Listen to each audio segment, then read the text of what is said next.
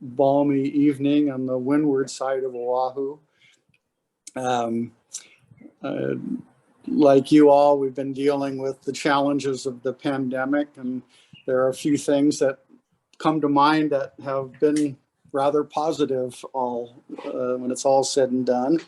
For us personally, our goddaughter in Berlin adopted twins. That was pretty exciting.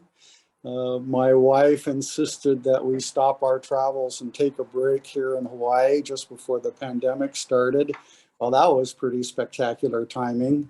And of course, the past year and a half have been an excellent opportunity to work on revising the checklist.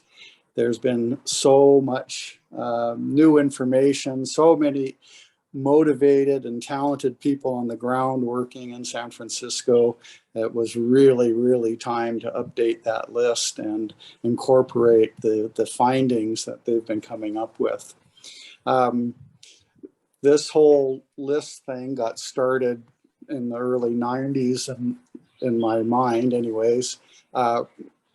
In my career, our job was to go out and write species lists of every site that we had to go survey. And it seemed like, wow, that's something we ought to be doing as in San Francisco, compiling lists of all of the special places in the city. Now, of course, many folks have been doing that for years, and they've been writing down their observations on notebooks and scraps of paper and the inside of the Munns and Keck and Jepson manual.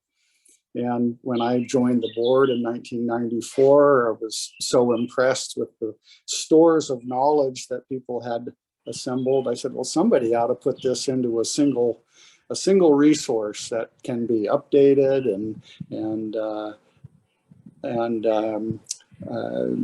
so I said, well, let's think about doing that. And everybody quickly gave me their scraps of paper and they said, go for it. So that was the beginning of it. The first job was to correct the nomenclature. After 1993, the Jepson Manual came out, and that was our new Bible. And so we need to get calling everything what it's supposed to be called. And so I started working on that. Of course, you may know that the only document that we had that we were working from for our surveys in San Francisco was the 1958 Flora of San Francisco by Howell, Raven, and Rupzoff. And it's still a tremendous work, and was so important in starting this project because they included all the information gathered from all the botanical work that had been done throughout the city going back into the early 1800s, looking at herbarium records, the few that were left after the earthquake. And so that was the starting point. The folks at the Golden Gate National Park Conservancy, Michael Chesay and Brett Stevenson, Lou Stringer, Esperanza Pimentel, with the Presidio Trust, they'd been doing this for quite a long time already in the Presidio, and had amassed a tremendous amount of information about what was growing in the various portions of the Presidio. And they have been always extremely kind in sharing their data sets with me so I could make a citywide, countywide list. So that was extremely useful. In 1995, the Significant Natural Resource Areas Management Plan was initiated to do surveys through city-owned parcels. So there was a nice bit of data to be collected there. Of course, the EIR for the Sin Ramp, that didn't even get adopted until 2016. So it was 25 years in the works to get that going. The Natural Areas Program, established in 1997 under the Rec and Parks Department. They, of course, started their program of weed pulling and restoring the natural areas under their jurisdiction. And so they've started coming up with observations and new records. that was all pretty great.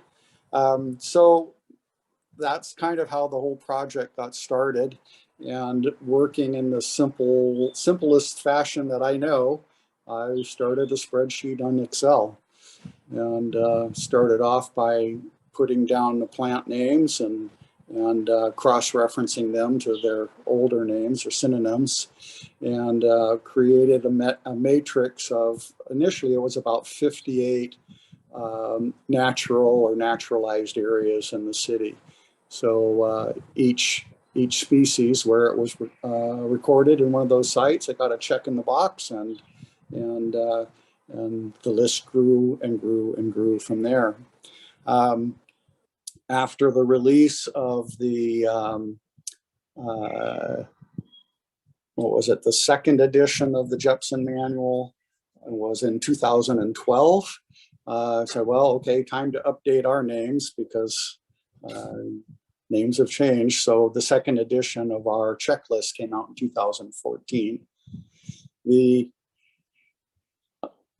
main objective of this project was really just a compilation of everything growing in the city, and in a format that I could parse the data out and create separate standalone checklists for Twin Peaks or Buena Vista Park or Tennessee Hollow or any of places throughout the city.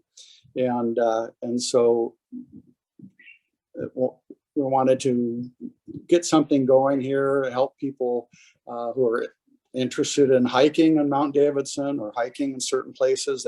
They could print these little lists out and put them in their pocket, and when they came across interesting plants, they could say, well, I wonder what that is, and maybe they'll find it on the list or maybe they won't, and in which case they take pictures of it and confer with their friends and colleagues and us with the CNPS, and we could say, oh, look at there's something new we found.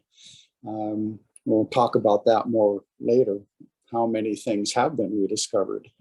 We wanted to draw attention, of course, to the best remaining examples of our natural habitats, those with the greatest number of components of the natural flora, as well as sites that have perhaps excellent potential for being restored through careful management, weed eradication, planting, and seeding. And then this list was also intended to serve as a basis for determining locally significant status, which is an important term as far as CEQA is concerned, CEQA being the California Environmental Quality Act. And CEQA requires that impacts to locally significant species also be addressed by the lead agencies. So that's a very important document. Our last version of that came out in 2015. And now that the third edition of the checklist is done, we'll start work on a revised list of the locally significant species as well. So look for that coming out, hopefully by next spring.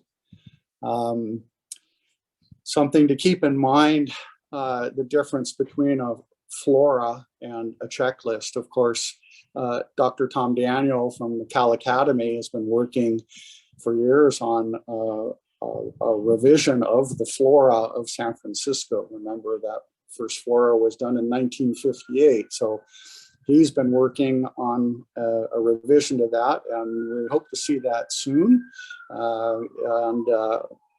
Maybe that will make all of this work obsolete. That would be fine by me. In the meantime, at least this checklist gives us something to focus on. Sorry for the siren. It'll pass here in a moment. Most likely an ocean rescue. That's what usually happens around here. So at any rate, scientific floras, of course, serve as a basis for field guides. They are usually more detailed and contain more biological information than straight checklists or inventories. However, what I've done here, of course, this is an annotated checklist, so it includes a lot of information that you might also find in a flora. Most significantly, a flora includes keys, so the dichotomous keys for identifying the plants that you've got in hand. Now, my checklist doesn't have that, and I'll rely on the keys and other documents, or you will need to rely on the keys and other documents for your plant ID. Of course, floras also rely a lot on vouchered specimens and herbaria. They require verified identification, and they're often supported by a lot of ground truthing, none of which go into the making of this checklist. So I want to point out the drawbacks of this sort of a list. This is based on fairly reliable observations and reports, and but it's not to the same rigor that you would expect of a flora. The other thing I wanted to talk about is that since 2014, there's been a lot of, as I mentioned, a lot of work and a lot of new innovation in plant identification and recording. There's been the development of iNaturalist, which has been a great boon to folks who are out there in the field looking at things, making observations, and taking pictures of things that they can submit to a broader community for identification. In many cases, again, let's not get too carried away with what we do with photos, but it's definitely a great start. Calflora has been very instrumental in gathering species lists and compiling data from geographic regions throughout the state. And of course, then there's been the development of the Jepson eFlora now. And so updates happen a lot more quickly than they do in a published book. So we've had a tremendous amount of things happening. I think since the first record, the first plant was recorded in iNaturalist around 2010. Since then, there have been over 100,000 verified records recorded in iNaturalist. And so that's a tremendous data trove. I have personally gone through about 40,000 records in the process of doing this. Everybody needs a hobby, right? So that was my hobby last year during the pandemic. Let's see here.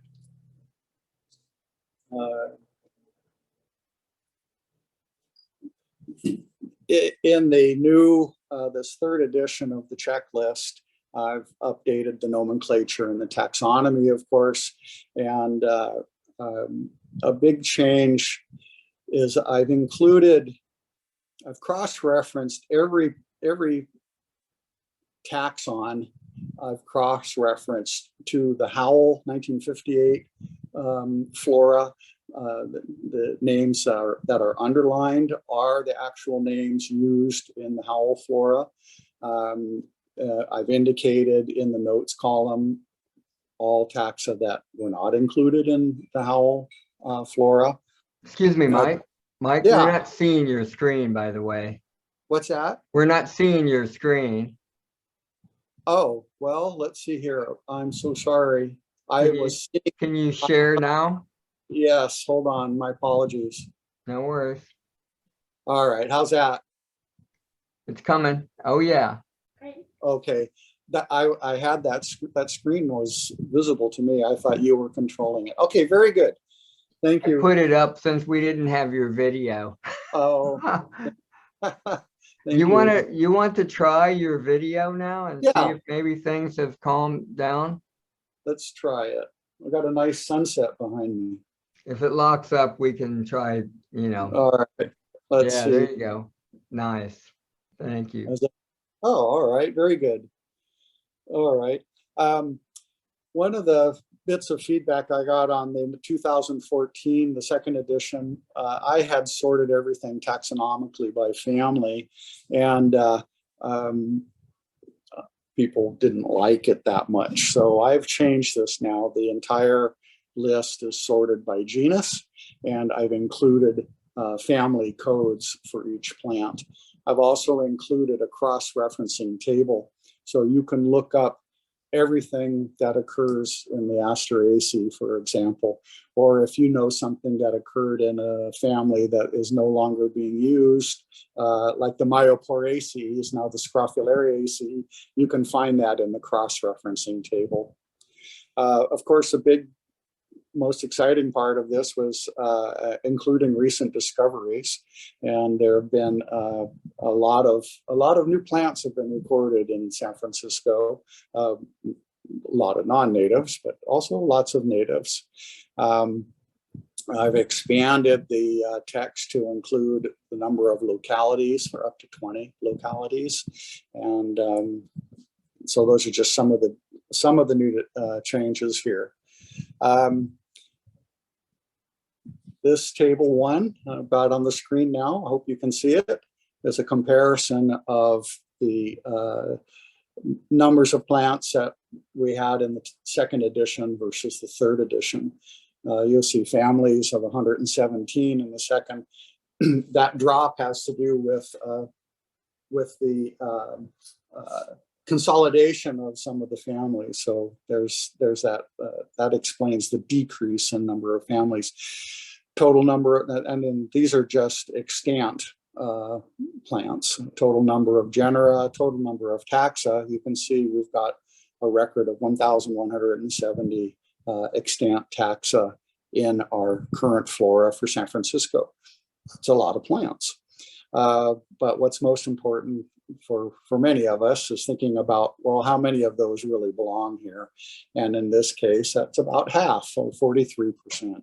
500 taxa are considered indigenous to San Francisco. So those are the foundation plants. Those are the ones we want to be working around and focusing on in our restoration efforts. Oh, we have another siren going by here. It must be two swimmers in need of help. Let's see here. Non-native taxa, you can see there's a great increase in the number of non-native taxa, and that's just because people are out there looking for things and discovering, identifying things. And not all of those, of course, are in natural areas. They're in some of the parks or the naturalized areas that are also included as part of this effort. All right, so this is just a screenshot, and I'm gonna zoom in on it a little bit. Maybe that helps to read. This is a screenshot from the checklist. I'll be changing the font on this to make it a little bit bigger, but this was what I've had so far. You can see there's a column for the family name, there's a column for the common name. Please don't hold the common names against me. I know there's a lot to be said about common names, and we'd just as soon maybe forego them, but they're being used in iNaturalist, and people do still want to have them. And so I've pulled one in. And if you go through the Jepson eFlora, you'll see sometimes a list of 10 or 20 common names for a given taxon, and that we don't need to. I didn't need to do that. You can find those if you want to find them. Most importantly is the scientific name, and what I've used here is the nomenclature according to the Jepson eFlora, which is our current standard document. If you look over here on, for example, that top one, Aphyllon fasciculatum, under the notes column, you'll see Orobanche fasciculata. That is a synonym that was used, and it's underlined, so that means it was used in that's the taxon named in Howell. We've also included references to the nomenclature used in iNaturalist. There's bit of a conflict here because iNaturalist uses Plants of the World Online, which is the Kew Gardens source. And in some cases, and I talked to Tom Daniel about this a little bit too, in some cases, those names have been updated faster than they are being updated in the Jepson. In some cases, Jepson may not accept those names, but I've included them here with the suffix pending because those are the names that users of iNaturalist will see. So I wanted to try to make that a little bit easier for those folks to cross-reference this document with that one. You'll also notice that some of these rows are highlighted, and the highlighted rows indicate that those are indigenous taxa that have been extirpated from San Francisco, at least as far as we know. I've included in the notes column, usually I've included the last time one of those plants was seen or recorded in San Francisco. So for example, for Orobanche veliculum, that's known from a single 1966 record. There are taxa that are in bold, like here, Arabis blephorophila, and the bolding indicates that that's a taxon that has a rarity status according to the CNPS. Again, I've included date of earliest reported San Francisco records. I've included the rarity status. I've included the invasive rating. In the next columns, I've included a life form, duration, notes on the plant's habit and ecology, in which I've included notes on soils, wetland indicator status, and those of you who've done wetland delineations would know what that is about.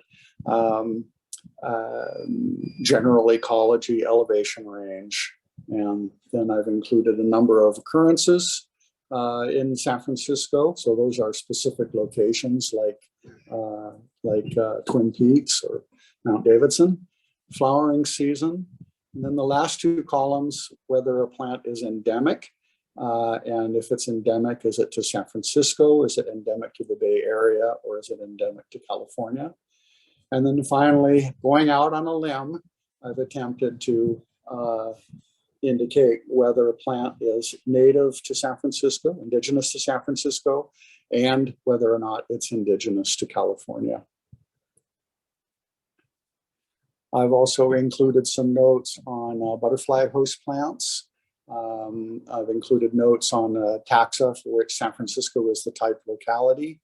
And I've also included notes on whether or not a particular native taxon, whether a voucher specimen is needed.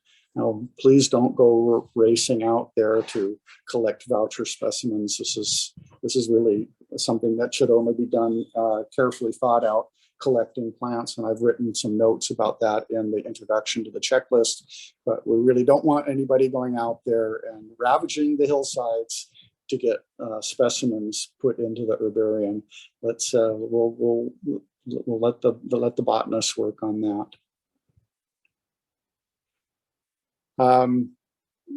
This next slide is taken from the early version of the Nature in the City map. There is a newer version of this map. For my purposes, I didn't like the way it reproduced. I like the colors and the shades on this version. But what this new checklist, I've included this because this is important. It provides the names and locations of all of the places, most of the places mentioned in the checklist. There are more sites mentioned because I've also used some old names that are incorporated or that are included in Howell's 1958 flora. And I have included a cross-reference list in the appendix, as an appendix, where every name mentioned in the checklist places like Almshouse. Who knows where the Almshouse was? And I've cross-referenced that. So you can, if you see mention of the Almshouse, you can go to that appendix and see, oh, okay, well, that's the Laguna Honda Valley, you know, over by the hospital. So the checklist now covers plants from 67 natural areas, 38 naturalized areas, and I'm using the definition that they've used, or naturalistic areas that they've used in the nature in the city map. So you can see here natural areas, naturalistic areas, and then 17 park facility sites. All told, the checklist spreadsheet matrix covers 122 sites. All right. Thank you very much to Eddie for the beautiful flower pictures he's added to my slides. But I wanted to run through some of the highlights of the third edition of the checklist.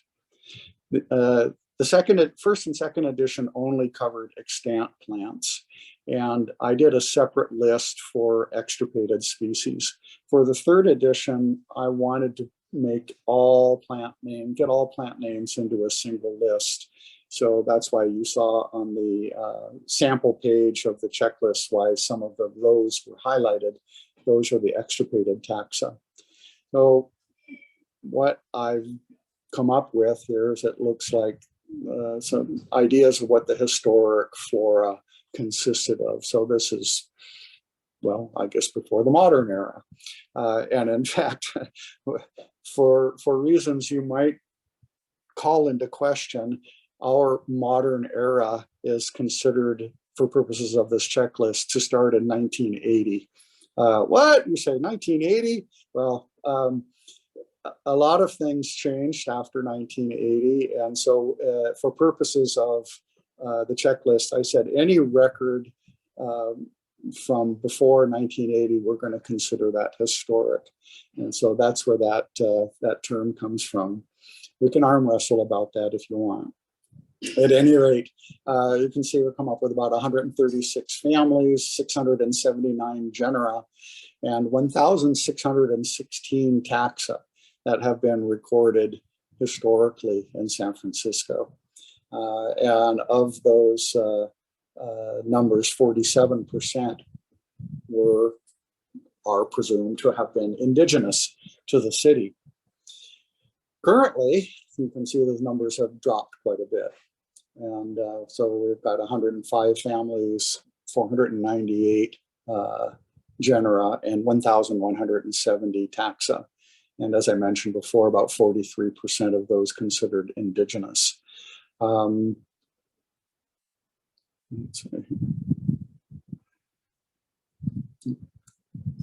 We know there's a lot of non-native plants in all of our sites, some more than others.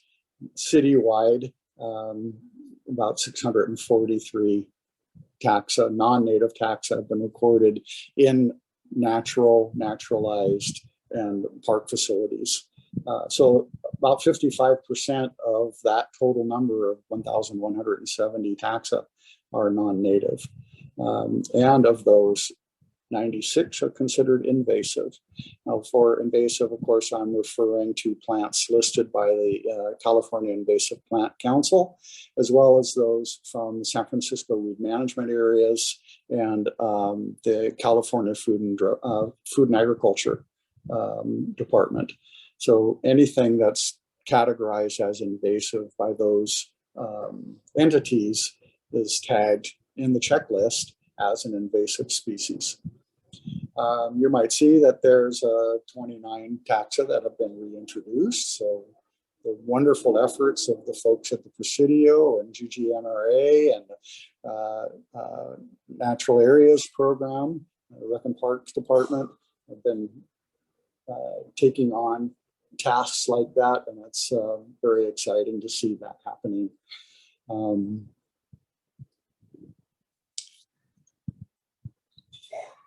We have, of course, some rare species here. Not a lot of them, and most of them are in pretty tenuous situation.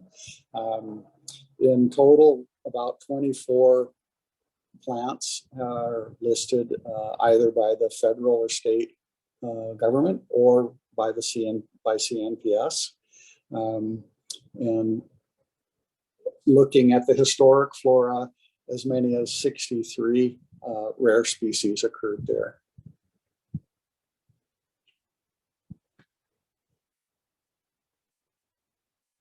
I think it's interesting to pull these data apart in various ways and get an idea of what sites really are our treasure troves. And I think this table says a lot right here. You'll look at most of those sites, they are in the Presidio.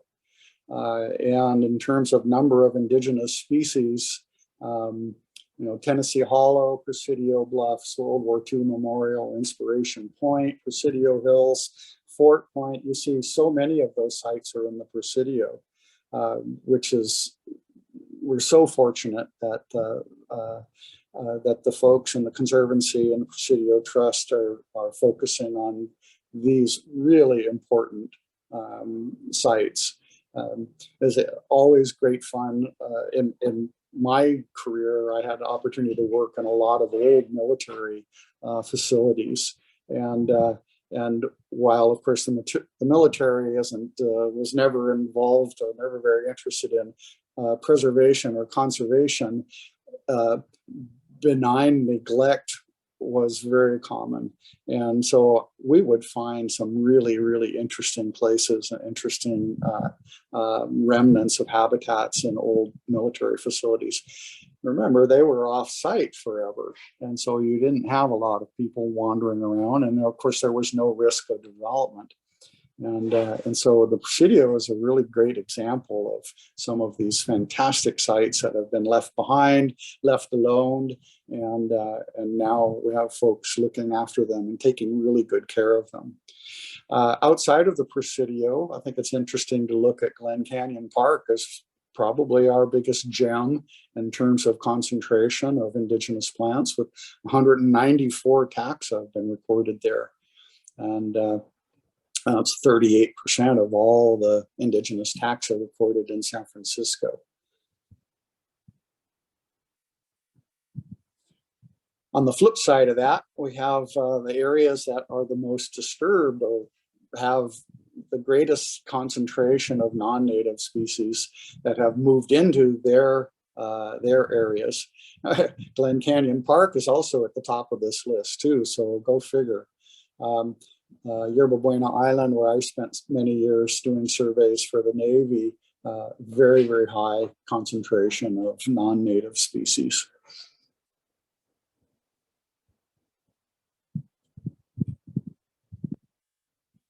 And then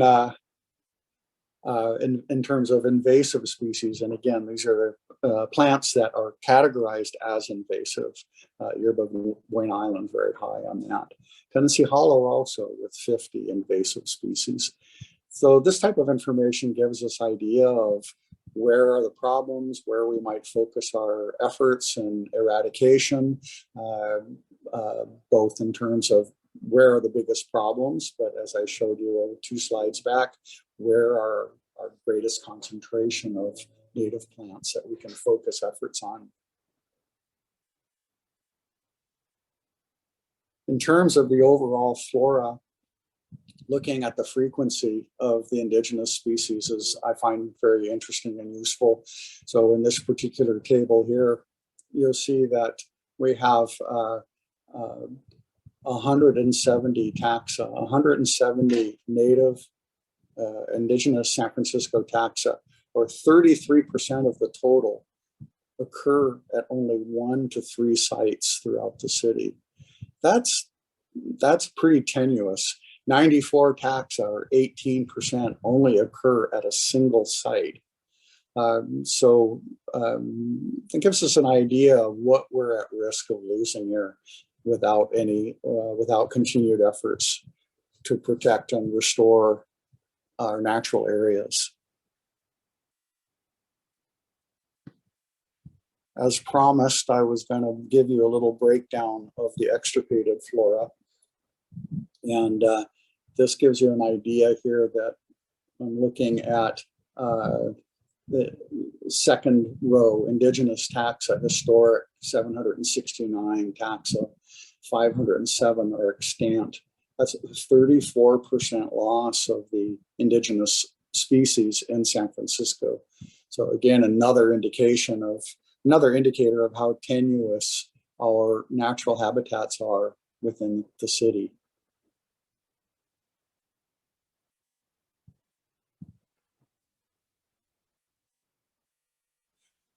But it's not all bad news.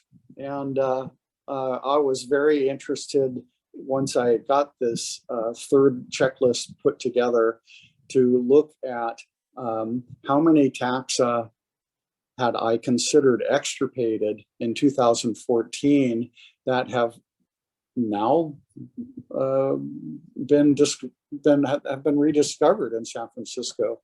Now, there's 39 taxa. Indigenous plants previously thought to have been extirpated have been rediscovered in San Francisco since 2014. I had nothing to do with the discovery of these plants, but I take a lot of credit for their rediscovery because if we hadn't listed them as potentially extirpated those years ago, we wouldn't be celebrating their rediscovery the way we can today. And so having these things identified, the plants that occur at one site, but the checklist gives us the information. We can say, yeah, but it was recorded historically at all these other places. Well, let's go look for it. Let's see if we can't find it back out there. So that's the exciting part. I was really thrilled to see that 39 species have been rediscovered. In addition, again, through the efforts of so many folks throughout the city, there have been 69 species, attempted reintroductions of native species at various places throughout San Francisco. And 65 of those have met with some degree of success. And of those 69 attempted reintroductions, 32 of those were formally extirpated. So bringing some of these things back into the city is also pretty exciting. That's pretty much the overview of the whole checklist thing. I'll just wanted to say that I hope that this little effort continues to be of use to hikers and explorers and botanists and land managers and weed pullers and decision makers, and of course, most importantly, that it attracts attention to the presence of and the need for protection and management of our natural areas. I really would like to thank a few folks here, most notably Jake Sigg, who was probably the real motivation behind this effort back in the 90s when I first met him and picked his brain and saw what a vast trove of knowledge he had about what grew where and what sites were the most interesting, and it really stimulated my interest in documenting that. I'd like to give a quick shout out to Peter Brastow, the Senior Biodiversity Coordinator of the San Francisco Department of Environment, and my counterpart with the chapter's Road Plant Committee. I would really, really like to thank our wonderful board of directors of the Native Plant Society here at Yerba Buena, Eddie and our past president, Gerald, and Robert and Maureen have all been really helpful to me in my efforts to do this revised checklist. And then I'd like to really thank Libby Ingalls, who she has just been a tremendous support through all of this, and it's been such a delight to get to know and to work with. And thanks to Libby, we are going to be producing a hardbound copy of this checklist. Probably get this out in the early part of next year, and I'm very excited about that. And that would never have happened if it hadn't been for Libby's support and know-how and moving this forward. Finally, the checklist itself is available for free download. If not on our chapter website just yet, but there's a link to it there. The website of my former company, woodbiological.com. You can find it that there, as well as individual checklists for 67 natural and natural aid areas in the city. And last but not least, coming soon will be a revision to our chapter's 2015 list of locally significant species. I would love to recruit folks to help me review this list. I've winnowed it down to about 250 species, and I do not have the on-the-ground experience to know exactly how well all of these are doing in the various spots where they occur in the city. So I'm putting together a committee to evaluate those and to come up with the rating system for completing that list. So if you have interest and knowledge of, even if it's just one particular site, I'd be certainly very happy to hear from you. And that wraps up my presentation. I guess I went a little short. Perfect, perfect. Mike, really appreciate that, man. I'm not seeing, would folks like to put any, ask any questions? We can either unmute you if you raise your hand, or if you want to type something in the Q&A, that would be, we could just relay the question in that way. I did notice that there's a few people in the that participated tonight that may very well be interested in being in on your panel. Oh, that'd be great. Yeah, I see Park is out there. He's becoming quite the naturalist. He's works with the Natural Resources Division, and Scott. Awesome. And Bob Hall just asked a question: what plants are most likely to drop off the list next? To go from extant to extirpated, huh? Yeah. Well, I would say any of the 94 that occur at only one site. Right. And have you got any prescriptions for how we can how we can get them to more than one site? Well, what I would do is I would open up the checklist and start looking at those plants. The nice thing about having this all, people might make fun of me for using Excel, but Excel is my video game, and I don't know databases well enough to utilize them effectively. But what I do know is on Excel, I know how to parse the data. So I can, if anybody's ever has a question like that, it's very easy for me to parse the data and say, here are the plants known from just one site, or here are the plants that are only known from Twin Peaks or something like that. And with that kind of information, we can look at that and go, okay, oh, well, that one, sure, it only occurs at Twin Peaks, but it's a pretty stable population. But then we have lots of other small annuals that are, really hanging on by a thread. And so those would be the ones worth focusing on in terms of, well, generally it's going to be weed eradication. So removing the competition around those small populations. And, again, the folks at the Presidio and GGNRA and the Natural Areas Program, that's what they're working on. So, your prompt to have folks come out and volunteer on some of these efforts, that's where that happens. And I will just add that, for folks that are still listening in here, if you live in the city, it's super rewarding. We've been working in particular up on Mount Davidson every Wednesday and many Saturdays as well. Anywhere 8 to 12 people at a time.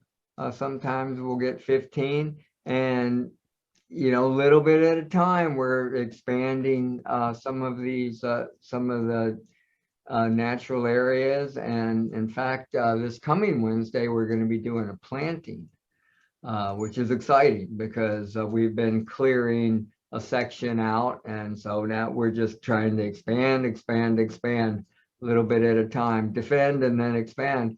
And if anybody wants to get their hands dirty, check it out. Go to our website and click on volunteer, and it'll prompt you through on how to get connected in with us. Any other questions? Anyone want to raise their hand? I think they're all blown away. Well, data slides will put people to sleep, so that's probably a more likely scenario. No, I don't know, man. People held on. And then thanks. Yeah, and they're sending thanks for sure. Yeah, and yeah, right. This is recorded, by the way, so when folks want to review, it'll be there for you. And Mike, can't thank you enough. This is really a wonderful resource for us and for and will be for a long time in the future. And, make me very happy. yeah, so next time you're back this way, look us up. We'll go pull some weeds. Yeah, man. Thanks so much. Eddie, thank you for hosting this and putting this great thing together. Appreciate it. There is one more question, by the way, from Margaret, our friend Margaret Gooddale. How far outside SF limits are you surveying? Or you're just doing right in the county, right? Correct. It's just within the legal boundaries of the county. I know Margaret does a lot of good work down there in the Pacifica area. Yeah. You know, and the discussion, of course, was, do we include like Sharp Park, which is managed by San Francisco Rec and Park? No, I focused entirely on just the limits of the city and county. Yeah. Well, we got to know our limits. Doug and David Nelson are doing the revised list for the book coming out for San Bruno Mountain. That's very exciting. Yeah, not only a list, but a field guide with fantastic photos. Right. Yeah, we're looking forward to. I know that at least Dave's going to be at the volunteer and member event this Sunday, so look forward to catching up on that. Fantastic. Yeah. All right, man. Well, we'll let you go. It is so good to see you again, and hopefully it'll be in the flesh pretty soon. Aloha, mahalo. Adios, everybody. See you next month.